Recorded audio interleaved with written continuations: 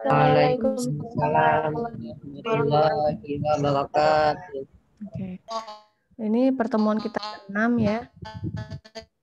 Kita akan bahas tentang distribusi normal ya. Nah, Waalaikumsalam warahmatullahi ya. Seperti minggu-minggu sebelumnya ya. Jadi diskusinya akan kita mulai dulu ya. Jadi baru nanti Ibu yang menjelaskan kembali ya. Jadi materi pemakalah sama video pemaparannya sudah di-share ya tadi di e-learning ya. Nah, di forum ini nanti pemakalahnya nanti mungkin menyajikan sedikit saja ya, jangan terlalu banyak. Takutnya karena materinya banyak ya, jadi waktunya nanti nggak cukup ya untuk Ibu nambahin materinya ya. Kemudian perbanyak ini aja diskusi kalau memang kurang jelas ya. Jadi kita perbanyak diskusinya, materinya sekilas saja nanti audiensnya kan bisa membaca dan melihat video pemaparan kalian ya, seperti itu ya. Oke. Untuk mempersingkat waktu ya, langsung saja Ibu berikan kepada moderator untuk memandu jalannya diskusi. Silakan kepada Destari sebagai moderator. Ya, Bu. Silakan dimulai ya. Maaf, Bu, di sini agak sedikit ribut.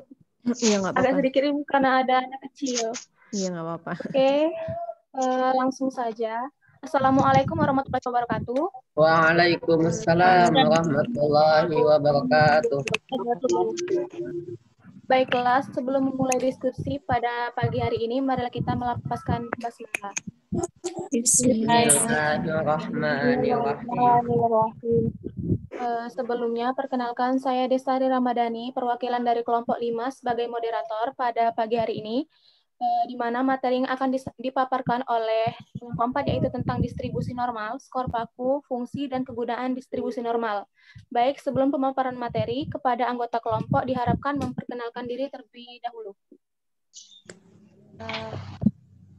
Perkenalkan, saya NIM 18 10 20 10 13. Saya dari 4 materi distribusi normal, skor baku, fungsi, dan kegunaan distribusi normal. Perkenalkan, nama saya Ayu Anggraini dari kelompok 20 Saya dari kelompok 4 yang membahas materi distribusi normal tentang fungsi dan kegunaan distribusi normal. Oke, terima kasih kepada pemakalah. Langsung saja untuk memaparkan materinya secara singkat. Baiklah. Assalamualaikum warahmatullahi wabarakatuh. Waalaikumsalam warahmatullahi wabarakatuh.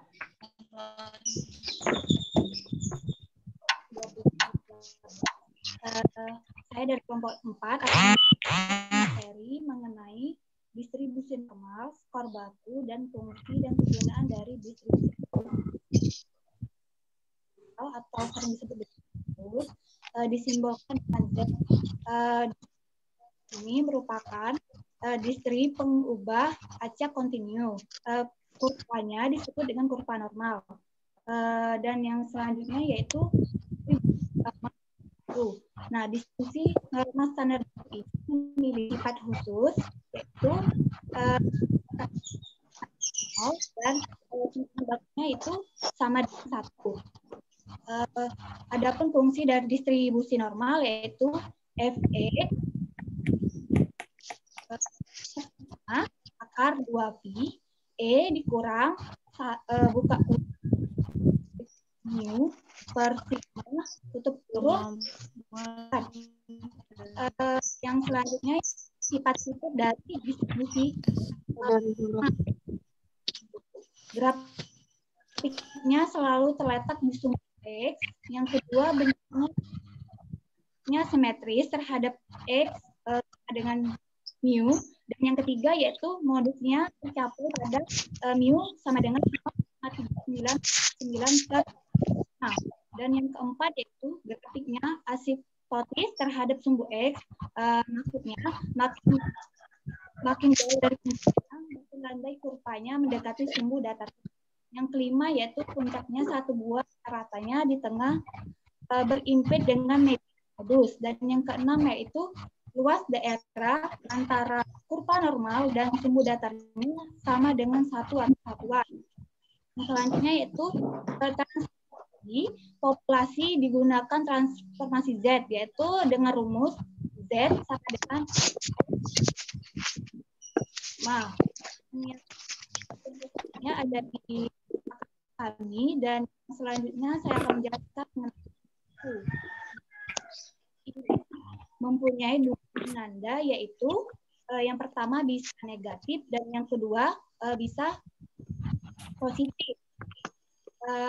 Rumusnya yaitu Z dengan dikurang X bar S.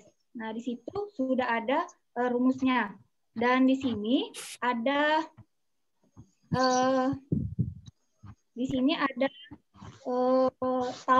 tabel Z. Di makal kami juga ada tabel Z.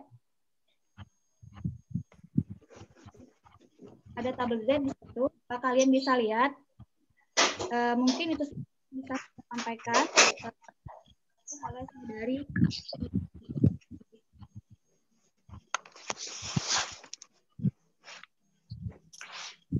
Baik, pemaparan selanjutnya akan disampaikan oleh Saudari Ayu. Silakan. Baik, terima kasih moderator. Materi selanjutnya adalah fungsi dan penggunaan distribusi normal. Fungsi tersebut umumnya dibuktikan oleh sebuah grafik simetris yang disebut sebagai kurva lonceng. Nah, saat menandakan distribusi yang merata, kurva akan merata. Kurva akan memuncak di bagian tengah dan melandai di kedua sisinya dengan nilai yang setara. Seperti halnya yang lain dalam statistika, probabilitas untuk kurva serta nilai peluang distribusi normal ditentukan oleh sejumlah parameter. Nah, di sini parameternya ada dua, yaitu nilai rata-rata yang disebut mean dan standar deviasi atau kesimpangan baku. Nah, nilai rata-rata yang digunakan sebagai parameter digunakan saat pusat distribusi atau penyebaran nilai lainnya. Nilai tersebut akan menentukan lokasi titik pusat atau titik puncak dalam kurva lonceng nanti.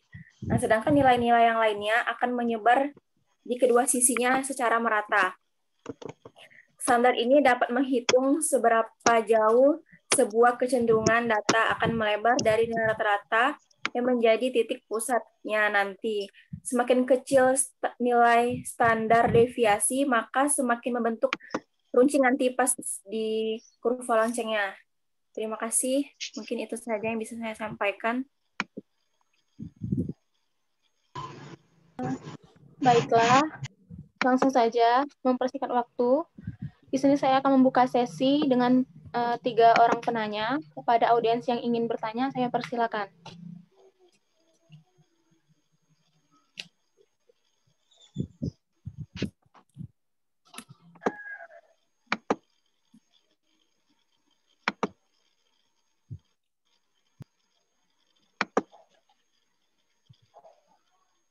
Baik, kepada audiens yang ingin bertanya. Mau nanya. Oke, kepada Saudara Andika dipersilakan. Assalamualaikum warahmatullahi wabarakatuh. Waalaikumsalam warahmatullahi wabarakatuh.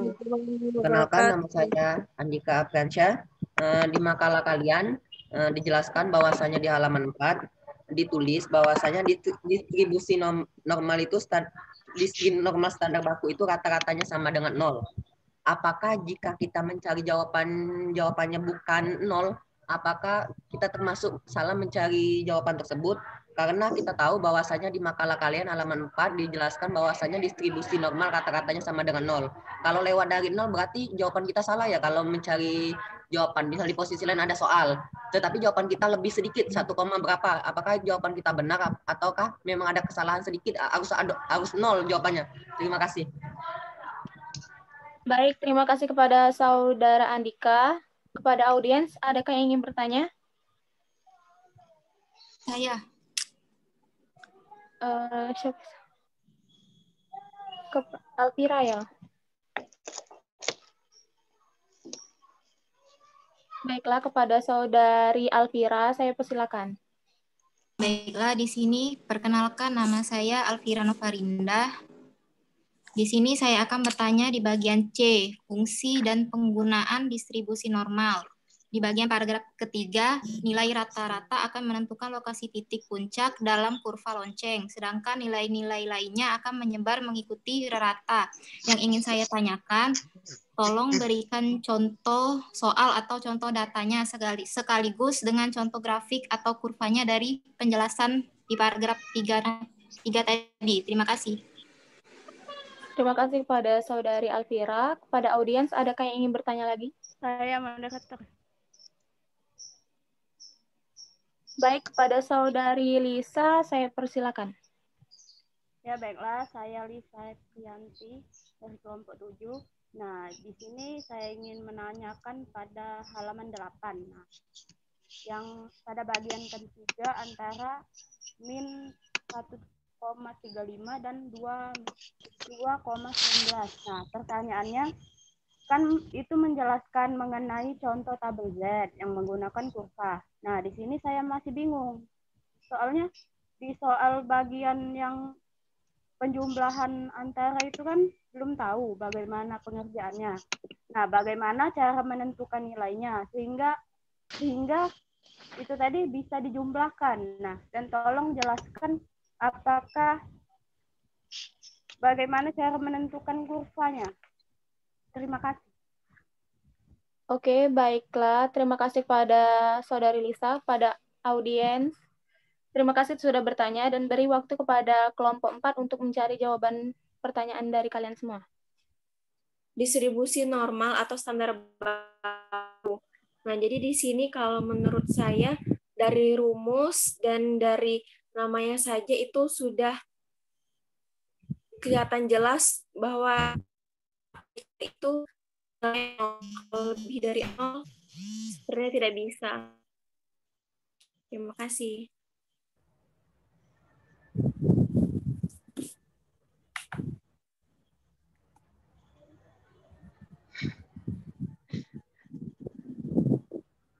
Des, mikrofonnya hidupin dulu, Des. Hidup ke Des itunya. Oh ya, ya Allah maaf. Baiklah, itulah jawaban dari Saudari Ayu. Pada Saudara Andika, apakah sudah jelas? Atau kepada audiens yang lain, ada yang ingin? Pada audiens, adakah ingin menambahkan jawaban dari Saudari Ayu?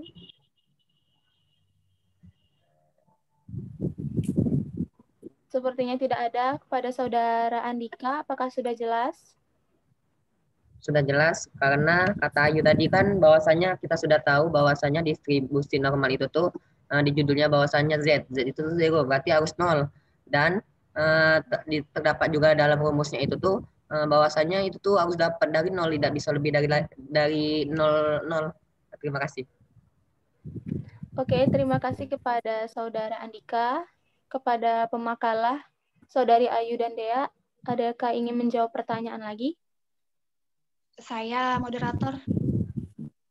Oke, baiklah kepada Saudari Dea untuk menjawab pertanyaan dari siapa? Lisa. Oke, kepada Saudari Lisa dan audiens yang lain, diharapkan menyimak jawaban dari Saudari Dea.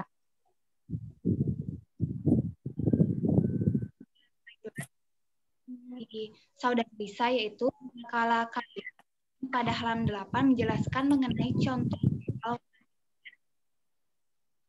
Nah, di situ pada soal ketiga menjelaskan cara pengerjaannya. Pertanyaan dari Saudari Lisa tadi, bagaimana cara menentukan nilainya bisa dijumlah? Lalu, bagaimana cara membuat kurvanya? Baiklah, di sini saya akan menjelaskan.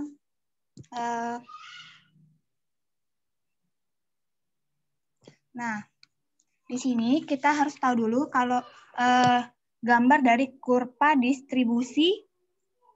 distribusi normal itu ada dua bagian, dibagi oleh garis rangnya merupakan bagian positif dan yang sebelah kiri yaitu bagian negatif. Nah, langsung saja masuk kita ke jawabannya. Uh,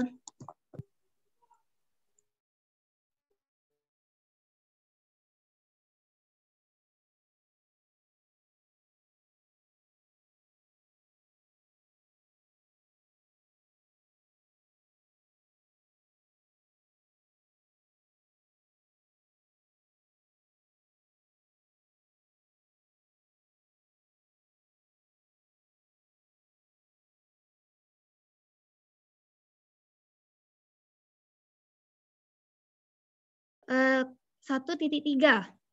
Nah, kita cari di sini baris 1.3. Lalu kita cari di sini yang 5 tadi 0.05. Nih di sini. Lalu kita cari dia sama 1.3 sama 0,5, lalu hasilnya di sini yaitu 0.4115 sehingga diperoleh luasnya yaitu 0.4115.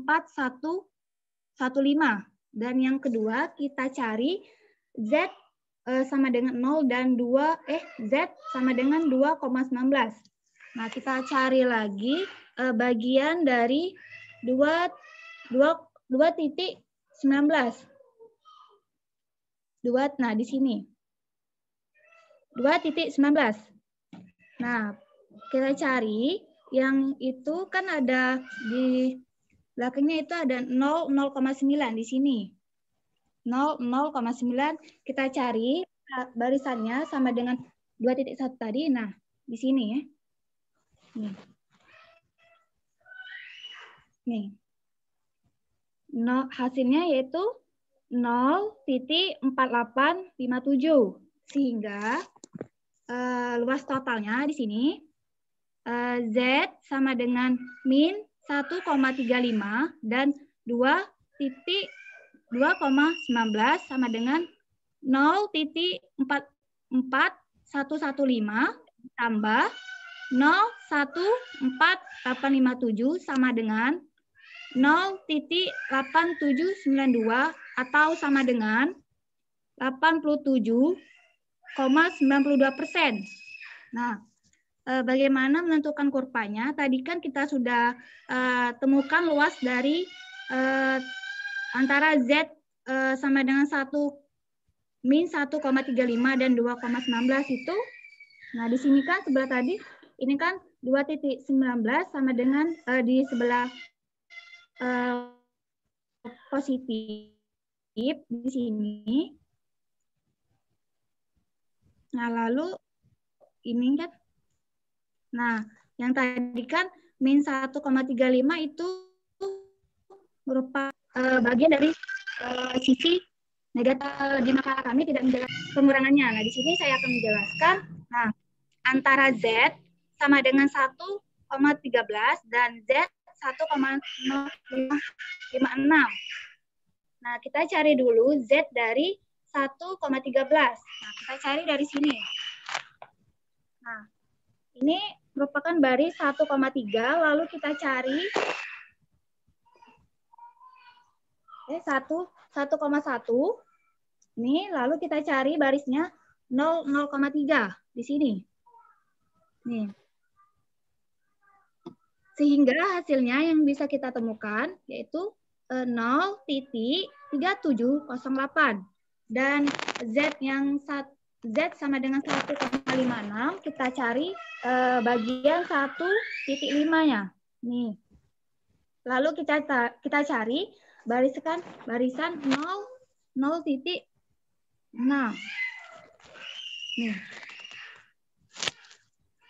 Nih hasilnya 0.4406 sehingga luas totalnya yaitu Z sama dengan 1,13 dan Z sama dengan 2,19 ini 0.4406 dikurang 0.3708 sama dengan 0.09698 sama dengan 6,98%. Sehingga kita bisa lihat di sini, karena 1,13 tadi merupakan sisi positif dan 1,56 tadi sisi positif juga, kita buat di sini.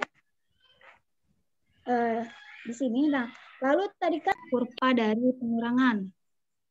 Nah, di sini kan, di sini tadi kan Z sama dengan 1,13 merupakan posisi dari positif dan 1,56 merupakan posisi positif. Lalu kita buat, nah di sini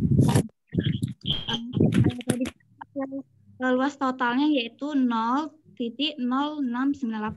Nah, lalu kita daerah 0,068. Nah, di sini. Nah.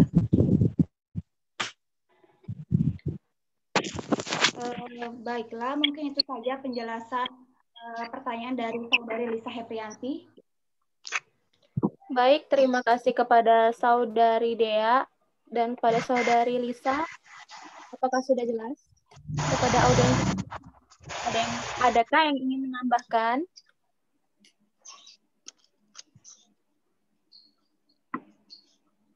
Sepertinya tidak ada. Pada Saudari Lisa, apakah sudah jelas? Baiklah, terima kasih Dea Ananda. Saya sudah cukup jelas dengan penjelasannya. Jadi nilai dari min 0,35 dan 2,9 itu hasilnya yaitu 0,411 tambah 5 ditambah 0,4857 didapat dari tabel Z.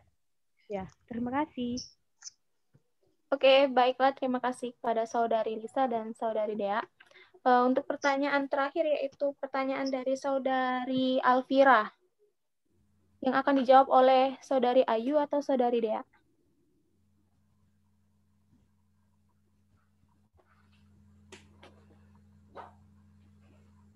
Pada pemakalah,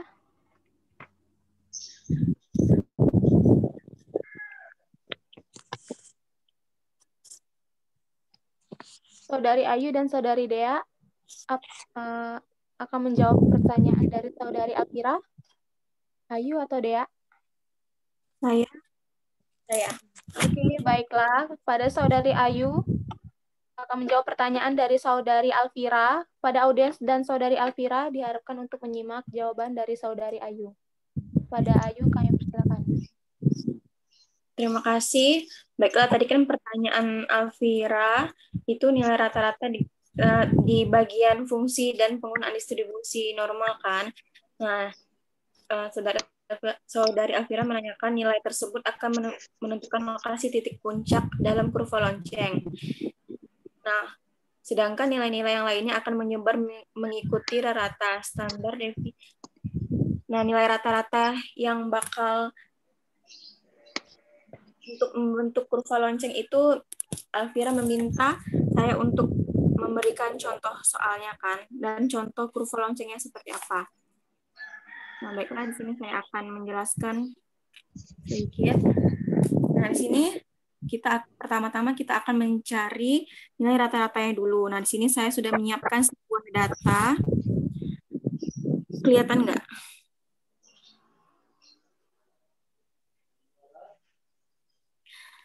Nah, datanya di sini nilai tes pelajaran matematika untuk 10 siswa. Kita akan menghitung nilai rata-rata dari 10 orang siswa tersebut. Nih, di sini sudah ada 10 orang siswa dan juga sudah ada nilai dari siswa-siswa tersebut. Nah, untuk mencari rata-rata kita sudah tahu semua rumusnya. Jumlah dari nilai semua siswa ini ditambahkan yaitu mendapat nilai 858 dibagi sama jumlah siswanya dibagi 10. Jadi hasilnya 85,8. Inilah nilai rata-ratanya dari data yang di atas. Nah, sedangkan untuk membuat kurva lonceng dari nilai rata-rata tersebut, seperti yang saya sudah gambarkan di bawah ini. Ini kita membuat garis seperti kurva seperti ini. garis. Terus di bawah ini kita masukin data-data yang ada di sini. Nah, kita masukin, kita taruh di sini. Ini ada 75, 75, 78 kita urutkan dari yang terkecil sampai yang terbesar. Nah, di sini kita lihat nilai 75 ada berapa, nilai 78 ada berapa, nilai 82 ada berapa, nilai 85 ada berapa, nilai 90 ada berapa, nilai 92 ada berapa, dan nilai 96 ada berapa.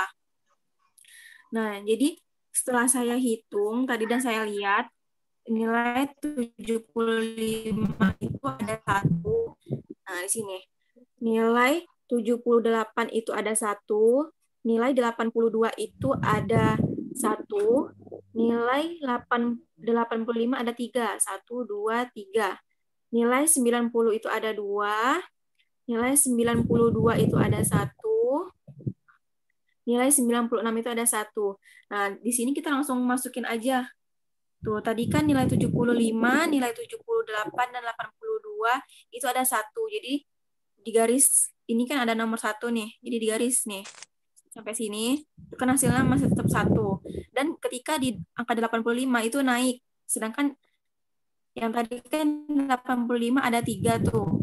Jadi naik ke angka 3. Dan 90 tadi ada 2, turun ke angka 2. Sedangkan 92 dan 96 itu ada 1. Jadi turun. Nah, inilah yang dinamakan kurva lonceng. Jadi bentuknya itu seperti lonceng. Titik tengahnya di sini, itulah yang kita cari rata-rata yang tadi, 85,8. Nah, sedangkan sisi kanan kirinya itu sama-sama melandai dengan nilai yang setara. Itulah penjelasan dari saya. Semoga bisa paham. Baik, terima kasih kepada Saudari Ayu. Kepada audiens yang lain, adakah ingin menambahkan? Sepertinya tidak ada ya. Kepada Saudari Alfira, apakah sudah jelas? Baiklah, terima kasih kepada Saudari Ayu yang sudah menjawab pertanyaan saya. Jadi, untuk contoh soal dari nilai rata-rata dan kurva lonceng itu bisa diambil dari data nilai pelajaran matematika dari 10 siswa. Seluruh nilai itu dijumlahkan, lalu dibagi dengan jumlah siswa tersebut. Itulah.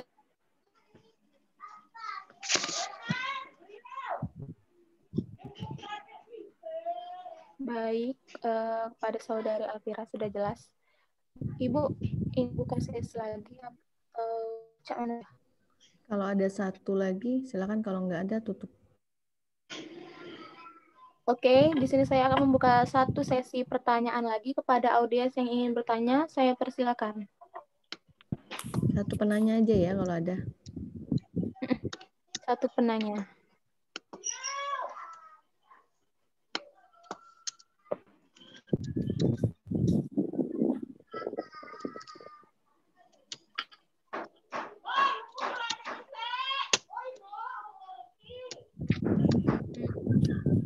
Oke, sepertinya tidak ada. Bu, langsung tutup apa kayak ya, mana, Bu? Ya, ditutup aja kalau nggak ada. Oke. Baiklah, kepada audiens pemakalah, terima kasih atas perhatiannya. Untuk mengakhiri diskusi pada hari ini, ada baiknya kita mengucapkan lepas hamdalah. Alhamdulillahirabbil alamin. Baiklah, apabila saya ada salah kata, saya mohon maaf. Pada Allah saya mohon ampun. Saya akhiri. Wassalamualaikum warahmatullahi wabarakatuh. Waalaikumsalam warahmatullahi wabarakatuh. Selanjutnya akan dilanjutkan oleh Ibu. Terima kasih ya kepada moderator dan pemakalah. Ya, kita kasih hapus dulu ya.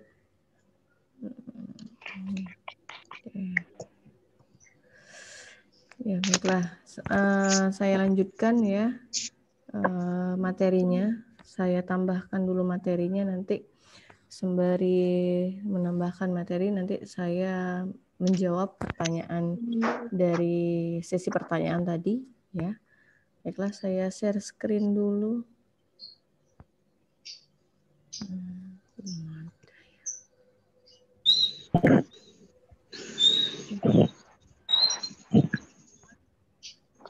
Kelihatan? Kelihatan, Bu. Oke. Oke. Nah, pokok bahasan hari ini ya. Yang pertama itu pengertian dan karakteristik distribusi probabilitas normal ya. Kemudian nanti ada pendekatan normal terhadap binomial. Kemudian distribusi probabilitas normal standar, dan yang terakhir penggunaan Microsoft Excel untuk distribusi probabilitas. Ya, untuk pengertian dan karakteristik tadi sudah dijelaskan oleh kelompok 4 tadi ya. Jadi saya akan sedikit mengulang. Nah, apa itu distribusi probabilitas normal ya? Jadi distribusi probabilitas normal inilah yang paling sering digunakan dalam statistika. Ya, distribusi normal itu biasa disebut dengan distribusi Gauss ya. Karena penempuhnya si Gauss ya. Bukan Gauss ya, Gauss ya. Kemudian distribusi probabilitas normal juga ya. Variabelnya itu acak dan kontinu ya, dari kata-kata probabilitas atau peluang. Jadi acak dan kontinu. Ya, ini digunakan untuk menemukan gejala alam ya, industri, perdagangan dan lain sebagainya ya. Banyak digunakan dalam statistika dan kehidupan sehari-hari. Ya. Nah, ini karakteristiknya tadi sudah dijelaskan ya oleh teman kalian. Yang pertama, kurvanya akan berbentuk lonceng. Kenapa berbentuk lonceng? Karena dia memiliki satu titik puncak ya. Satu titik puncaknya terletak di tengah. Kenapa terletaknya di tengah? Minggu kemarin kita sudah belajar mengenai kemencengan ya atau squeeness ya, di mana antara min, median, modus itu terletak pada titik yang sama. Ya kan? Kemarin ya, min, median, modusnya sama, maka dia akan mempunyai distribusi yang normal. Ya, jadi sebenarnya minggu kemarin sudah sedikit dibahas syarat dia berdistribusi normal, dia harus mempunyai min, median, modusnya sama. Oleh karena itu, ya, nanti kurvanya akan berbentuk lonceng karena memiliki satu titik puncak di tengah. Median kan tengah-tengah tuh. Jadi tengah-tengah data itu median, karena median sama dengan rata-rata, kemudian modus itu puncak, karena akan sama dengan median dan min, maka puncaknya itu satu.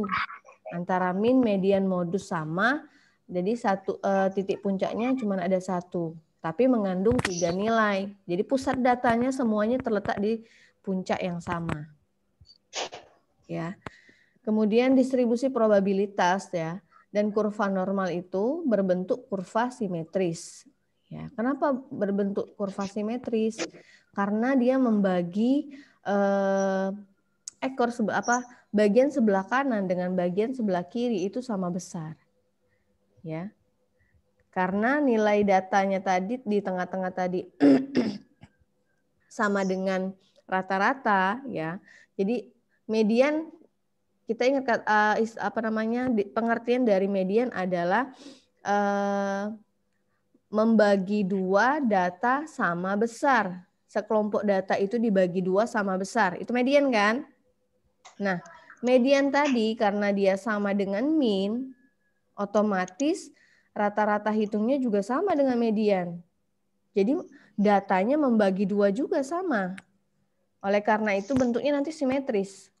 Entah dia dipandang dari min, dipandang dari median, ataupun dipandang dari modus. Ya. Karena dia membagi datanya sama besar. Kemudian kurvanya menurun di kedua arah. Gambarnya tadi. Ada yang sisi positif, ada yang sisi negatif. Ingat kemarin kemencengan? Ya. Kalau dia semakin ke kanan, ya, ekornya semakin ke kanan, maka squeeness-nya positif. Maka nilainya bernilai positif. Kalau dia semakin ke kiri ekornya, maka squeeness-nya negatif, bernilai negatif, ya, sampai tak terhingga, ya. Maksudnya sampai tak terhingga, dia tidak akan menyentuh sumbu absisnya, tidak akan pernah menyentuh sumbu X-nya, tapi mendekati X atau sumbu absisnya, ya. Kemudian luas daerah di bawah kurva normal tadi, ya, itu sama dengan 1. Jadi di sebelah kanan 0,5, di sebelah kiri 0,5. Ya, jadi 1. Negatif sama positif, ya.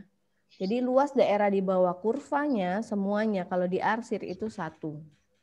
Ya.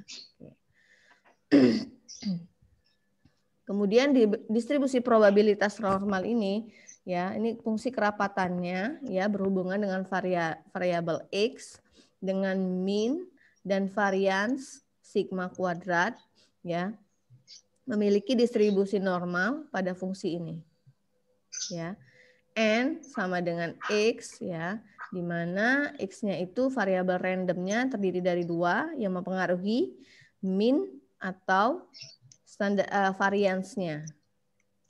Kalau dia tidak pakai kuadrat berarti dia simpangan baku atau standar deviasi. Dia kalau pakai kuadrat seperti ini sigma kuadrat berarti dia varians. Masih ingat ya?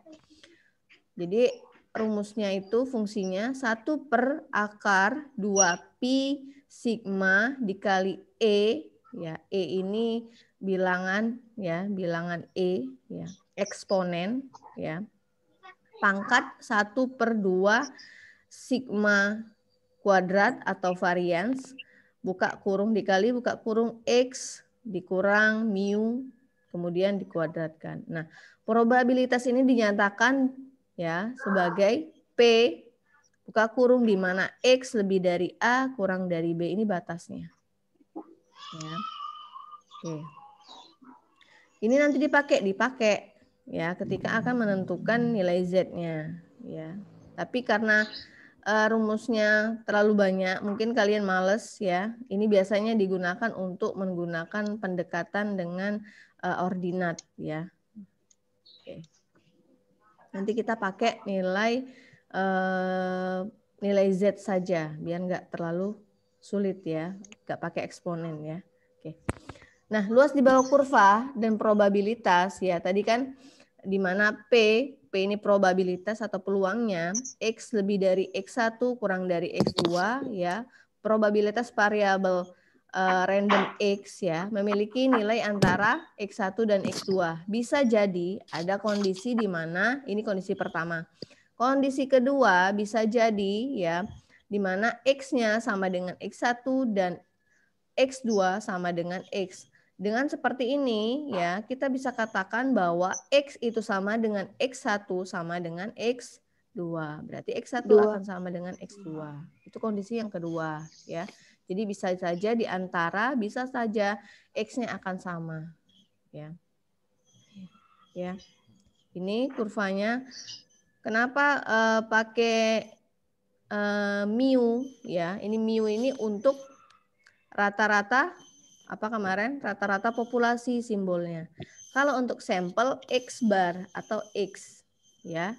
Ingat ya bedanya. Nah, ini di sebelah, bisa saja dia di sebelah kanan, bisa saja dia di sebelah kiri. Ya, seperti itu. Nah, jadi, ya, kalau kita menggunakan kerapatan yang tadi yang berhubungan dengan yang ini tadi. Nah, yang ini, ya. Kita pakai yang ini tadi, ya. Nah, kalau kita hitung pakai integral, ya, kemudian kita susun dalam tabel nilai probabilitas kerapatannya tadi, maka nilai kerapatan probabilitasnya itu bergantung pada mu dan sigma, ya, rata-rata dan simpangan baku. Oleh karena itu, kita tidak mungkin mentabelkan semua nilai mu dan standar deviasi karena nilai dari mu dan standar deviasi itu, ya, bermacam-macam kan? Sesuai perhitungan. Jadi bisa saja banyak sekali nanti angka-angkanya. Kan nggak mungkin kita menuliskan sesuai dengan standar deviasi sama rata-ratanya. Karena rata-rata sama standar deviasi bervariasi tergantung dari datanya. Nggak mungkin kita buat tabel, kita mau kita buat standar, kita muat dalam tabel karena bervariasi, makanya nggak bisa, nggak dipakai, ya, seperti itu. Nah, maka kita gunakan yang kedua pendekatan normal terhadap binomial, ya. Nah, jadi dengan menggunakan probabilitas binomial, ya. Jadi semakin besar nilai n, maka semakin mendekati nilai distribusi normal. Ternyata semakin besar nilai n, maka semakin besar nilai distribusi normal, ya. Nah, seperti ini, semakin besar, ya. Jadi bentuknya sudah kelihatan, nanti bentuknya seperti lonceng, ya gambarnya. Nah, ya, semakin besar, ya, dia semakin mendekati normal. Ya, kalau ini belum kelihatan. Yang kedua, ya, semakin besar ketiga, semakin besar lagi kalau 16 nilainya ternyata kalau kita hubungkan titiknya poligon, masih ingat poligon? Ya. Masih, Bu. Nah, kira-kira bentuknya seperti apa? Kurva distribusi normal kan? Ya. Nah, kalau n-nya besar seperti itu, ya. Nah, ini contohnya, ya. Kalau tadi gambarnya ini contohnya. Nah, jumlah suatu distribusi mempunyai n lebih besar atau sama dengan 30. Ini kan besar nih. Dan n-nya besar. Semakin besar tadi, semakin mendekati distribusinya normal, ya. Mempunyai fungsi n, p lebih besar atau sama dengan 5 atau n 1 dikurang p lebih besar atau sama dengan 5. Nah, kita menggunakan penyelesaian dengan pendekatan min sama standar deviasi. Ya, maka rumusnya yang kita gunakan ada 3. Ini ada 3. Kalau kita menghitung varians, simpangan baku, ya, maka rumusnya akar dari n dikali p dikali q. Kalau kita mencari mu atau rata-rata, maka rumusnya n dikali p. Kalau kita mencari q, rumusnya 1 dikurang p. Di mana p dan q itu, p probabilitas sukses, q probabilitas gagal. Ini untuk yang berhasil, ini untuk yang gagal, seperti itu, ya. Nah, ini dalil pendekatan normalnya. Yang tadi kita buat dalilnya, yang berhubungan tadi dengan yang ini tadi nih. Nih, yang berhubungan dengan yang ini, kita buat pendekatan terhadap binomial yang yang berhubungan dengan nilai z, ya. Oke. Ini standar deviasinya tadi, ya. Sigma sama dengan akar NPQ. Maka nilai Z untuk distribusi normalnya ini. Z sama dengan X dikurang NP per akar NPQ. Ya, itu untuk pendekatan yang berhubungan dengan binomial. Ya. Oke. Nah, ini contohnya, ya.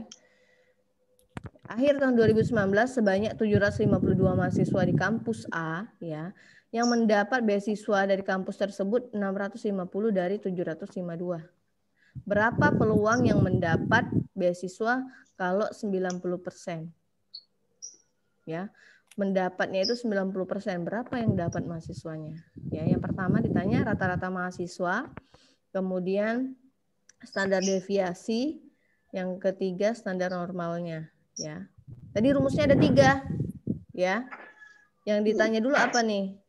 Rata-rata mahasiswa yang seharusnya mendapat beasiswa. Berarti dia kalau rata-rata mu, ya, untuk populasi. X bar untuk sampel, ya. Kemudian standar deviasi. Standar deviasi simbolnya sigma untuk populasi. Kemudian standar normalnya itu Z. Ya, sudah tahu berarti yang dicari 3 itu, ya. Bagaimana mencarinya? Nah, mu tadi, ya, rumusnya sudah ada. Mu tadi rumusnya n dikali p.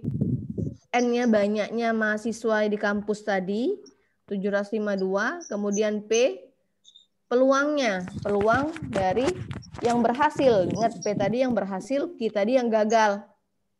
Ya. P tadi 90%, berarti 0,9. Tinggal kita kalikan, berarti rata-rata yang dapat itu 676,8. Ya, kemudian ditanya standar deviasi, tinggal masukkan rumus juga seperti itu. Kalau tadi peluang yang berhasil 90%, berarti yang gagal, yang nggak dapat beasiswa berarti berapa persen? 10% kan? 10%. Nah, Q-nya berarti 10%. 10% kita jadikan desimal 0,1. Tinggal kalian kalikan saja. Ya. Kemudian nilai Z. Ya. Rumusnya tadi X dikurang mu per standar deviasi atau sigma, ya, nilainya sudah ada tadi. X tadi mahasiswa yang dapat tadi, ya, kemudian dikurang dari rata-rata selisihnya, jadi selisih antara mahasiswa yang akan dapat dan rata-rata, ya, selisihnya, kemudian dibagi dengan sigma. Ternyata standar bakunya, standar normalnya itu minus 3,258. Ya. Oke. Ini contoh lagi, ya. Ya, kalian tinggal masukkan saja sama, ya. Ada mu-nya, ada sigmanya, ada n-nya.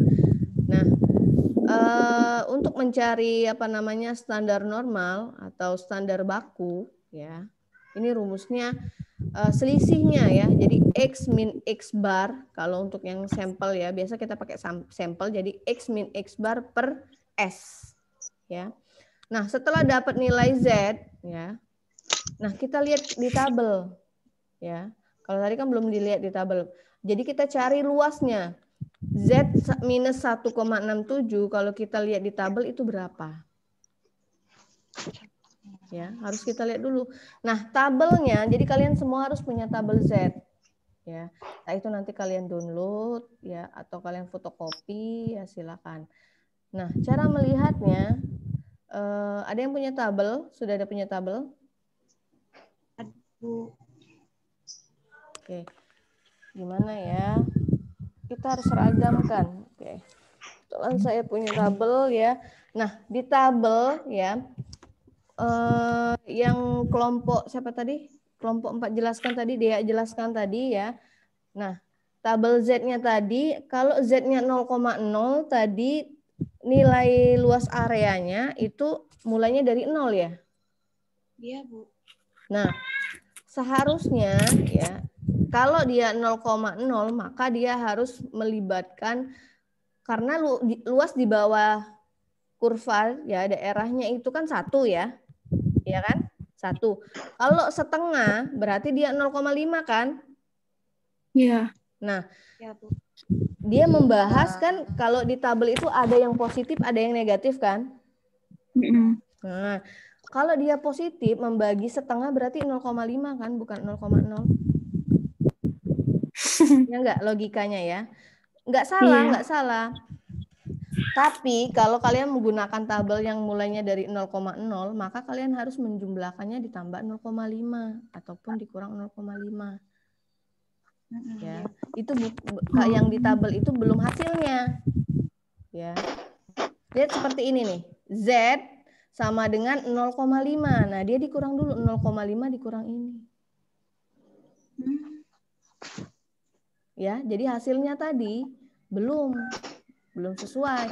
Coba kelompok Dea tadi atau yang audiens yang lain yang punya tabel, ya, kalian lihat Z minus 1,67. Coba lihat. Coba lihat hasilnya berapa.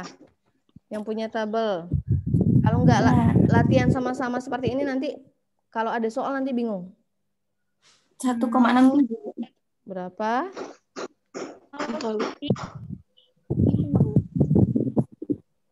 Coba lihat tabelnya.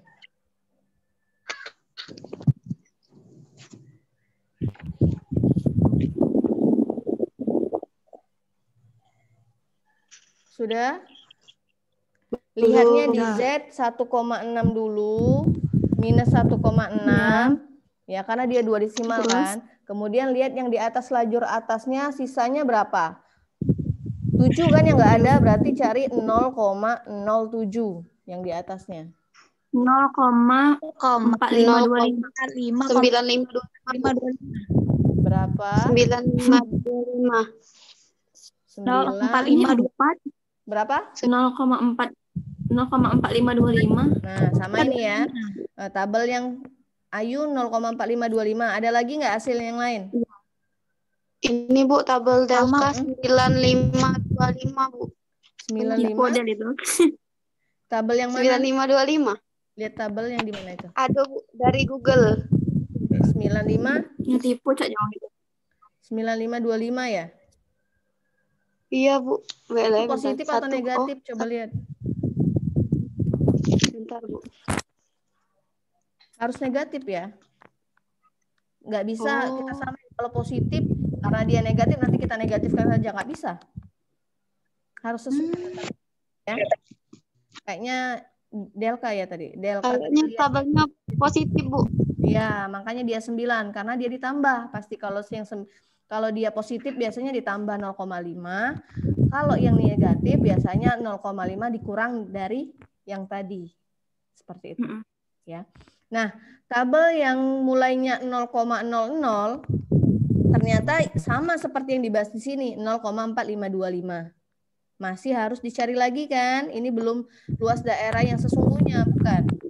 Jadi Z karena dia di sebelah kiri, luas daerahnya 0,5 ya, maksimal, maka 0,5 dikurang dari daerah yang tadi dapat minus 167. Nanti dapatlah hasilnya 0,0475. Nah, bagaimana kalau dia positif, Bu? 1,67. Kalau 1,67 ya, kalian cari dulu hasil berapa 1,67, kemudian kalian tambahkan 5. 0,5. Ya. Oke. Nah, untuk tabel yang mulainya dari 0,5 ya.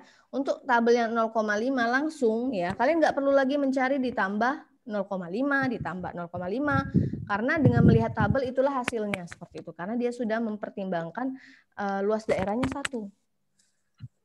Ya, coba Ibu lihat yang punya Ibu ya. Minus 1,67 ya. Itu hasilnya 167. 0,0475. Kelihatan nggak? Enggak. Kelihatan nggak? Kelihatan, Bu? Kelihatan ya? Ngeblur. 0,475. Iya, nih. 0,475, Bu. Ya, sama nggak dengan yang langsung? Yang kalian hitung tadi. Sama kan? Nah, kalau pakai tabel yang langsung 0,5 ya, yang luas daerahnya mulainya dari 0,5, itu nggak perlu kalian hitung ditambah 0,5 dikurang 0,5. Seperti itu. Jadi terserah. Jadi lihat dulu tabel yang kalian pakai itu kalau Z-nya 0, berapa luas daerahnya? Lihat dulu, jangan salah. Ya. Kalau Z-nya 0, luas daerahnya 0, berarti kalian harus menambahkan 0,5 atau mengurangkannya dengan mengurangkan dengan 0,5. Kalau dia sudah misalkan Z-nya 0, hasilnya 0,5, nggak perlu lagi, langsung lihat saja tabel. Karena tabel itu beraneka ragam. Takutnya kalian ngambil kok hasilnya beda sama teman-teman. Ya, nggak tahu jawaban siapa yang salah. Sebenarnya bukan salah, kurang. Masih ada langkah selanjutnya seperti itu ya. Nah, untuk selanjutnya, nah kalau luas daerahnya itu kita mau jadikan persen, ya, kan ditanya berapa persen ya. Jadi tinggal luas daerahnya ini kita buat persen dikali 100%, 4,75. Kalau mau jadiin orang dikali dengan N-nya tadi 4,75% dikali 600, maka orangnya berarti 28,5. Nah, setengahnya ini siapa? Setan. Nggak mungkin kan? Manusia nggak mungkin setengah kan? Nggak mungkin nggak bulat kan? Nggak mungkin setengah-setengah juga ya manusia. Jadi makanya manusia itu kita bulatkan jadi 1 orang setengah. Meskipun dia 28,1. 0,1-nya itu siapa? Masih dalam bentuk roh. Enggak kan? Jadi makanya biasanya dibulatkan. Ya. Kalau 28,1 bulatkannya 28 kan, Bu? Kenapa? Nggak bisa, tetap 29 karena dia lebih karena manusia. Kalau hitungan biasa enggak ya, sesuai dengan pembulatan. Kalau dia manusia terus barang yang nggak bisa dianggap dia koma-koma, ya tetap dianggap satu orang, ya. Oke. Nah, baru kita ke distribusi probabilitas normal standar. Nah, inilah yang kita akan gunakan. Yang pertama tadi distribusi probabilitas normal saja, ya.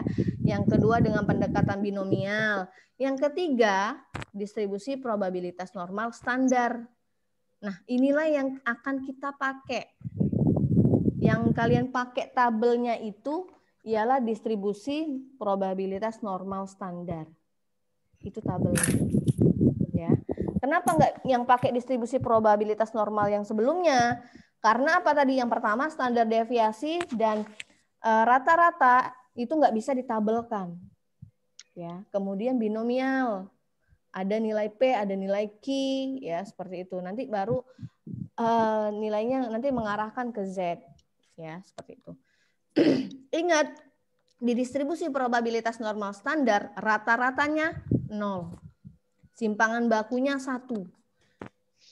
Pasti nanya, Bu, kan kita ngitung rata-rata itu nggak mungkin 0. Misalkan kita jumlahkan semua, ya, kemudian kita bagi dengan banyaknya data, itu nggak mungkin 0, Bu. Masa rata-ratanya 0? Ya. Nah, kenapa seperti itu? Karena yang kita hitung itu yang standar, yang baku. Rata-rata baku, rata-rata standar, bukan rata-rata biasa. Beda ya. Seperti Ayu menjelaskan tadi gambarnya. Rata-ratanya masih 85. Bukan 0. Sedangkan tadi Z kan 0 katanya. Tapi kenapa menjelaskan tadi rata-ratanya 85, bentuknya lonceng. Iya kan? Nah, maka kita bakukan dulu datanya. Kita bakukan dulu datanya, kemudian rata-ratanya kita bakukan, simpangan bakunya kita bakukan juga. Ya, seperti itu. Ya. Nanti barulah kita dapat rata-ratanya 0, simpangan bakunya 1. Ya. Nah, transformasinya bentuk dari ini, ya, Z itu sama dengan X selisih dari rata-rata dengan datanya. X dikurang mu atau X dikurang X bar dibagi varians, bukan varians, simpangan baku sigma, ya, ini untuk yang populasi atau S. Ya. Oke. Saya lewatkan saja. Ya. Ini bentuknya. Nanti kita bahas ke bagaimana membakukan data ya. Bagaimana membakukan data. Saya agak cepat biar kena yang apa namanya? Yang pusatnya yang harus kalian tahu intinya itu nanti ya. Nah, kurva distribusi normal standar ya. Tadi dipengaruhi oleh rata-rata sama varians atau simpangan baku nantinya ya. Nah, kita tahu kalau dia normal ya, bentuknya rata-ratanya harus 0 dan simpangan bakunya itu harus variansnya harus 1. Ya. Oke, kita lihat. Yang pertama, yang biru ini, kelihatan nggak? Yang biru, ya. Kalian lihat, rata-ratanya 0. Kalian lihat yang kurva berwarna biru ya. Rata-ratanya 0 ya. Kemudian variansnya 0,2. Variansnya 0,2. Mana 0,2 nih? Variansnya 0,2. Karena ternyata kalau variansnya 0,2 bentuknya dia seperti ini. Ya. Kemudian kalau mu-nya 0, lihat yang merah. 0, kemudian variansnya 1, bentuknya seperti ini. Kalau mu-nya 0, kemudian variansnya 5, seperti ini. Kemudian kalau mu-nya min 2, ya di sini. Kemudian variansnya 0,5, seperti ini. Nah, dari sini kita lihat hubungannya. Ternyata semakin besar varians yang mempengaruhi apa sih bentuknya? Kalau variansnya semakin kecil, maka bentuknya akan semakin tinggi kan? Oke, kemudian contoh luas daerah. Nah, ya. Di sebelah kanan Z sama dengan 1,84 dan di antara Z negatif 197 sampai dengan Z 0,86 ya. Kita cari dulu. Oke. Nah, kalau dia lebih dari kalau peluangnya probabilitasnya lebih dari, maka dia harus dikurang 1. 1 dikurang. Karena kenapa harus dikurang 1? Karena luas daerah itu tidak boleh lebih dari 1. Tadi kan di bawah kurva harus 1 kan? Nah, maka dia dikurang. Kalau lebih dari, biar nggak sampai 1, ya, nggak lebih dari 1, maka dia dikurang 1 dikurang nilai dari 1,84. Nah, sekarang kalian lihat tabel 1,84 itu berapa hasilnya? Berapa hasilnya? Nah, kalau tabel yang 0,5 ya, berarti dia harus ditambah 0,5 hasilnya. Ribet kan ya? Nah, maka harus kalian gunakan langsung saja yang misalkan tabel 0,0 dia 0,5 hasilnya. Maka akan dapat 0,9671 ya. Maka setelah dikurang dengan 1 hasilnya 0,0329. Nah, bagaimana kalau dia di antara seperti ini diapit Z lebih dari negatif 1,97 dan kurang dari 0,86. Ambil dulu yang sisi sebelah kanan yang positif, yang kurang dari ya. Jadi P Z dikurang 0,86 ya, dikurang yang di sebelah kirinya ya. Z kurang dari negatif 1,977 ya. Yang pokoknya yang lebih dari itu selalu nanti dia dikurang ya, seperti itu. Nah, ini juga ya. Oke. Sama ya. Saya lanjutkan karena contohnya sama. Nah, sekarang kita mencari luas daerah. Mencari luas daerahnya ya. Wih lah kemenuan banyu di WC itu mati ke dulu. Nah, minnya 50, simpangan baku 10, X1-nya 45 dan X2-nya 62 ya. Nah, dengan kalian masukkan antara tadi lihat P di mana X-nya lebih dari A dan kurang dari B. Seperti itu ya. Berarti batasnya itu kalian harus ikutkan dengan yang nilai ini X1 dan X2-nya ya. Oke. Oke. Saya lewatkan. Ini juga sudah ya. Jadi bergantung pada standar deviasi ya. Oke. Ini juga sudah, contohnya saja ya. Jadi rumus yang selalu dipakai ya Z ya. Ingat selalu pakai Z. X dikurang X bar per S. Untuk yang sampel, kalau yang untuk populasi Z, X dikurang mu per sigma ya. Oke. Nah, lihat tabelnya seperti ini. Lihat dulu misalkan Z-nya berapa. Misalnya negatif 0,54. Berarti negatif 0,5 lihat lajur sebelah sini, kemudian lihat yang mendatarnya 0,04 ya. Atau nanti kalian bisa pakai Excel ya, nanti ya saya jelaskan. Nih, kalau mau pakai Excel seperti ini untuk melihat distribusi normalnya, pakai fungsi di kategori dan pilih norm dis.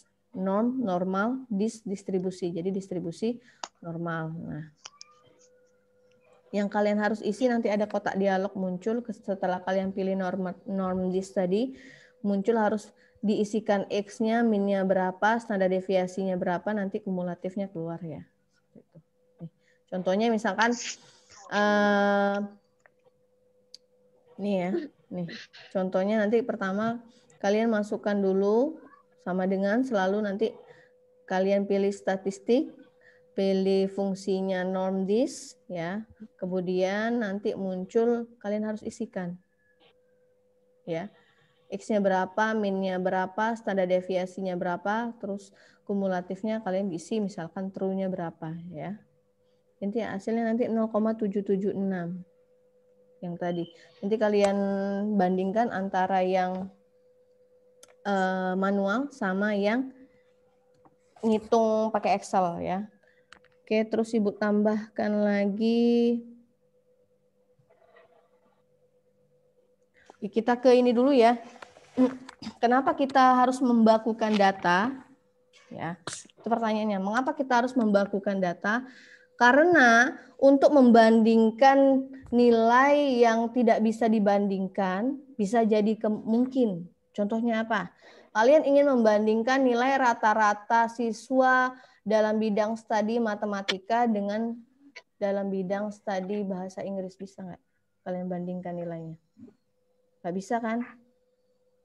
Bisa nggak membandingkan? Misalkan nilai anak si A matematikanya 80.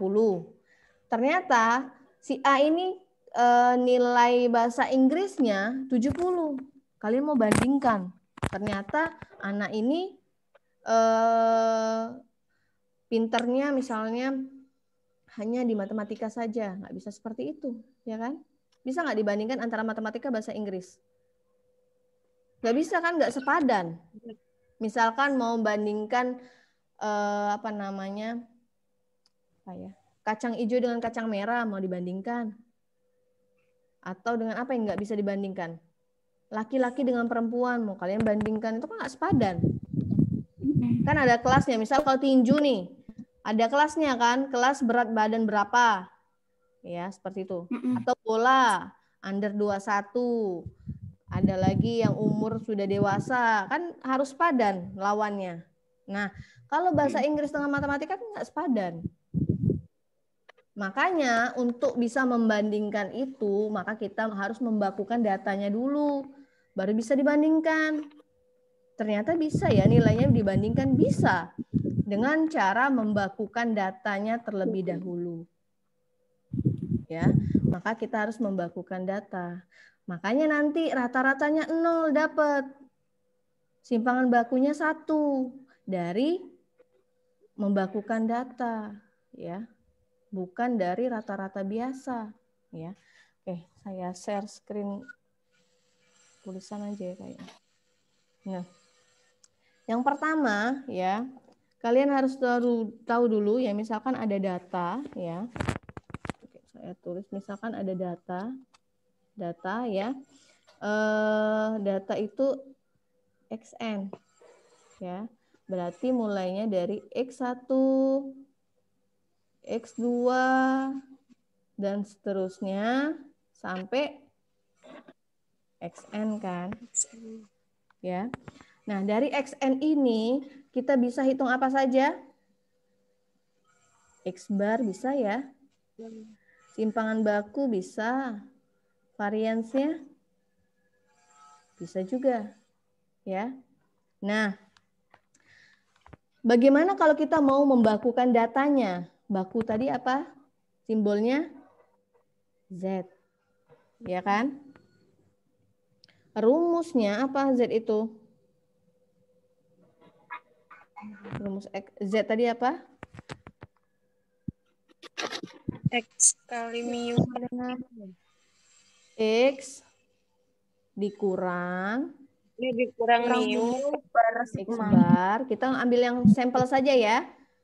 Dibagi S. Nah, ini untuk yang membakukan untuk data baku. Ini data biasa. Ya. Kelihatan ya?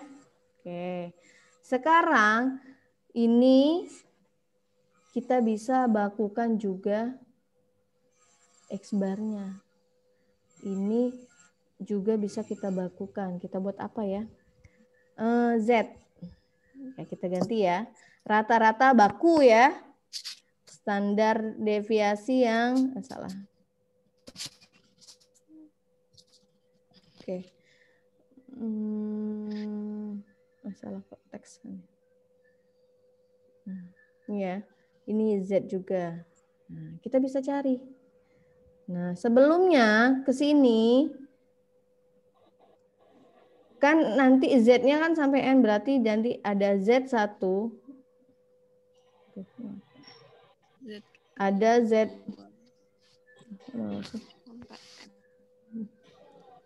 Ada Z. Z1, nggak mau ya.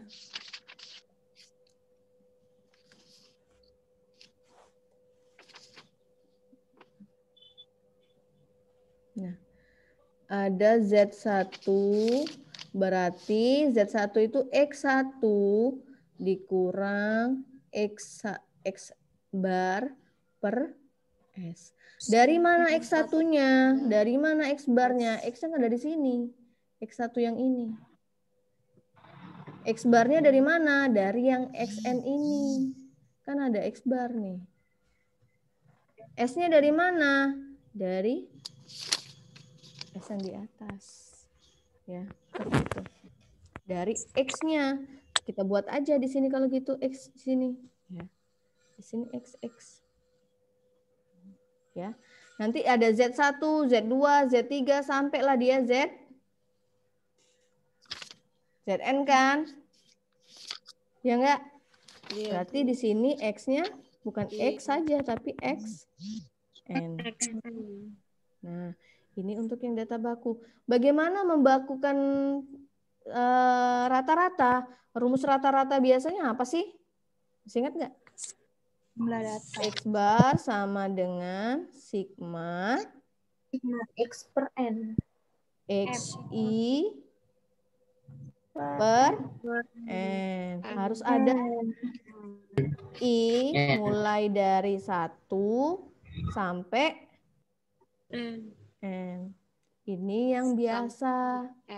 Kalau yang baku berarti kalian masukkan XN-nya. Berarti misalkan X1 dikurang yang ini. Ya. Kalian kurang yang ini, kemudian masukkan simpangan baku tuh rumusnya apa? Simpangan baku yang ini di sini. Ya. Jadi XI dikurang sigma XI per N, ya, masukkan yang ini di sini, ya. Kemudian standar deviasi masih ingat nggak rumusnya? Pasti lupa. Apa rumusnya? Akar sigma apa?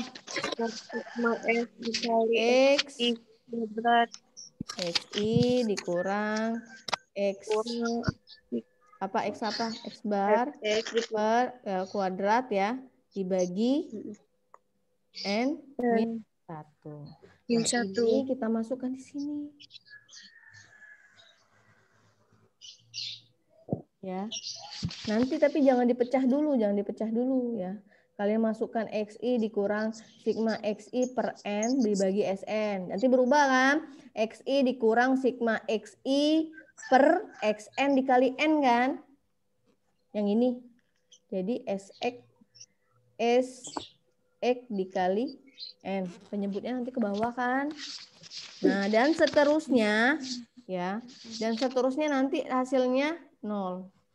Simpangan bakunya ini kalian masukkan juga, ganti dengan Z ya. Nanti hasilnya 1. Ya. Nah, setelah itu misalkan tadi Kak kelompok ini tadi ngasih contoh tapi tidak membandingkan ya. Contohnya ada yang matematika, bahasa Inggris dengan bahasa Arab. Nah, harusnya dibandingkan antara rata-rata bahasa Arab dengan bahasa Inggris ya. Bagaimana kalau dia pakai datanya baku? Tadi sudah ada data bakunya.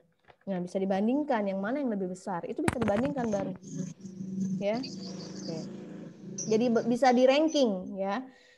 Jadi besarlah yang mana? Bahasa Indonesia atau bahasa Inggris ternyata? Ternyata misalnya, oh ternyata lebih besar bahasa Inggris. Berarti benar bahasa Inggris yang lebih besar. Seperti itu. Bisa dibandingkan.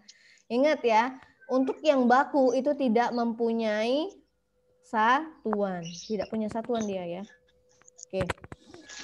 Kemudian, oke. Saya share screen yang banyak ya. Nah, nih. Untuk mencari luas daerah ini saya kasih tahu ya. Untuk mencari luas daerah ada 3 kondisi. Ya, yang pertama kalau dia kurang dari Z-nya kurang dari nilainya tertentu ya, maka kalian langsung cari di tabel saja luas daerahnya. Kalau pakai yang tabel tadi, tabel yang ini ya. Kalau 0,0 dia 0,5, langsung dicari. Kalau dia 0,0 berarti kalau kurang dia harus ditambah 0,5. Kalau positif dia ditambah 0,5. Kemudian kalau dia tandanya lebih dari, Z lebih dari, maka dia harus dibuat bentuknya seperti ini dulu, diubah dulu bentuknya. 1 dikurang PZ kurang dari 0,5. Dia harus bentuknya kurang dari. Z-nya harus bentuknya kurang dari. Ingat ya. Jadi 1 dikurang Z kurang dari 0,05. Ya, baru cari yang seperti ini. 0,05 sih berapa? Ya, kita lihat ya. Kelihatan nggak ini? 0,05. 0,0. Nah, ini 0,0 kan? 5 terakhirnya. Kalian lihat berarti yang ini. Nih. 0,519. Kelihatan nggak sih? Nggak kelihatan ya. Saya zoom ya. Nah. Kelihatan, Bu. Kelihatan nggak? Kelihatan. 0,05, Kelihatan. 0,00, 0,01, 0,22, 0,4, 0,05. 0,519 ya. Nah, jadi di sini 1 dikurang 0,519. Yang ketiga, kondisi yang ketiga, ketika dia di antara ya. Z-nya lebih dari negatif 0,05 dan Z-nya kurang dari 0,05. Maka ya, kalian balik. Ubah dulu bentuknya seperti ini. Z kurang dari 0,05. Ya. Ingat ya, dia selalu kurang dari bentuknya. Z kurang dari 0,5 dikurang. Nah, karena ini tadi lebih dari kan? Maka kita harus bentuk dia kurang dari, harus selalu dikurang. Kalau tadi kalau dia sendirian, kalau dia lebih dari sendirian, dia harus dikurang dengan 1. Kalau dia misalnya diapit ya, langsung dikurang dengan yang sisi sebelah kanannya saja, nggak perlu 1 dikurang. Karena sudah ada pengurangnya. Ya. Jadi dikurang dengan Z dikurang dari negatif 0,05. Tetap ya, negatifnya nggak boleh hilang. 3 kondisi seperti itu. Nah, yang kedua, mencari nilai Z dari luas daerah yang diketahui. Ya, kalau yang ini Z-nya sudah ada, kita cari luas daerah. Kebalikan, bagaimana sih mencari nilai Z? Nilai Z yang ini. Nah, nilai Z yang sebelah sini, ya, Z sebelah sini, kalau diketahui luas daerah di dalam sini. Ya, caranya, ya, kalau Z-nya 0,05, ya, maka luas daerah tadi, ya, selalu dikurang 1. Nggak boleh lebih dari 1, ya. Maka dia 1 dikurang dengan 0,05 berapa Z-nya? 0,95. Cari di tabel, ada nggak ya di sini? Karena nggak lengkap ya. Cari yang 0,95 di sini. Besaran.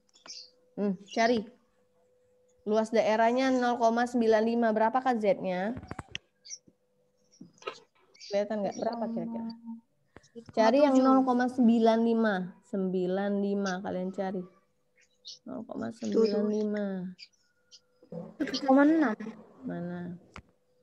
Nih. Ini ya. 1,7. 0,9495 dengan 0,9505 kan? Nggak ada kan 95 yang persis bulat, nggak ada kan?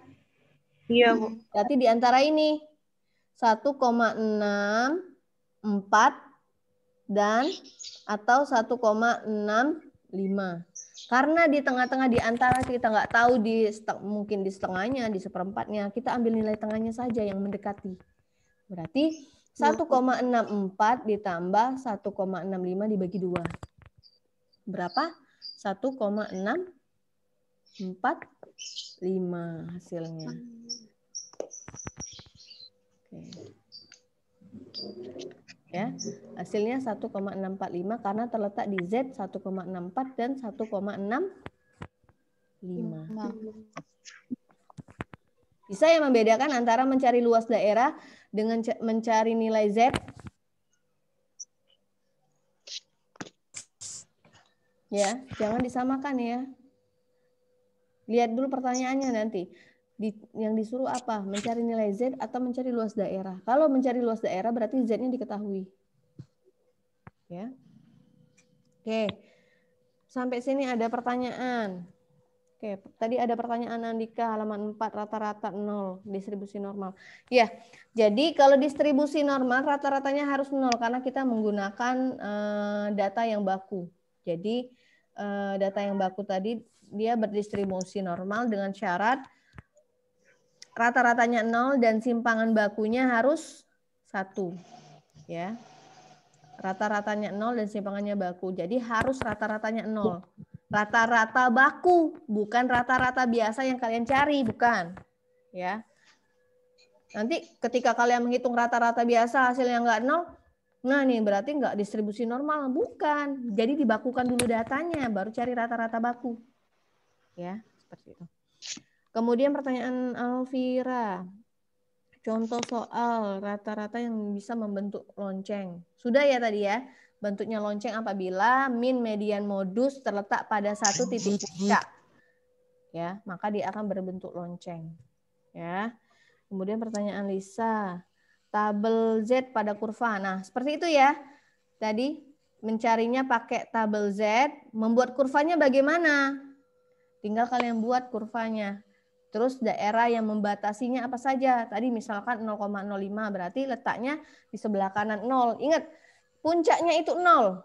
Berarti 0 ke kanan sedikit 0,05. Ya, seperti itu. Jadi luas daerah yang diarsir kalau nggak diapit berarti antara 0 sama 0,05. Berarti yang diarsir antara 0 dan 0,5. Tapi kalau dia diapit maka luas daerahnya itu yang diapit saja. Misal tadi 1,37 dan 2,9 misalkan. Berarti daerah yang diarsir di antara 1,3 dan 2,9 yang diarsir. Ya. Oke. Ada lagi pertanyaan?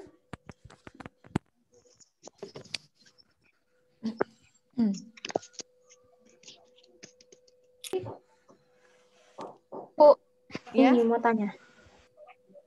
Kan yang mencari di tabel Z itu nah Bu ya. Kan yang nilainya tuh tidak mungkin dua angka saja kayak 2,1. Nah, pasti kan ada lebih 2 angka kayak misalnya 2,193 berapa itu, Bu. Nah, itu mencarinya cuma ngambil 2 angka aja atau gimana, Bu? Atau dibulatkan sesuai dengan tabel. Misalkan 2,193. Berarti Z-nya 2,1, lihat lajur yang 0,09. Atau mau cari luas daerahnya, Ibu? Ini. Nyari luas daerahnya atau Z-nya? Kalau Z-nya tergantung dari nilai Z. Kalau luas daerah silakan ditulis sampai berapa desimal. Silakan, nggak masalah. Mau ditulis juga nggak semua, nggak masalah.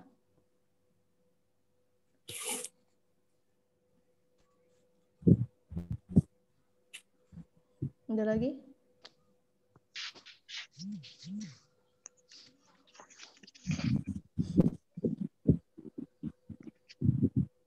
Sudah? Tidak ada pertanyaan lagi? Tidak, Bu. Tidak ada. Nggak ada ya? Oke, kalau nggak ada Ibu akhiri sampai sini ya. Terima kasih atas partisipasi dan kerjasamanya, juga waktunya sudah diluangkan ya. Ibu akhiri dengan Assalamualaikum warahmatullahi wabarakatuh. Waalaikumsalam warahmatullahi wabarakatuh. Oke, Ibu live ya buat semuanya. Iya, Bu. Iya, Bu.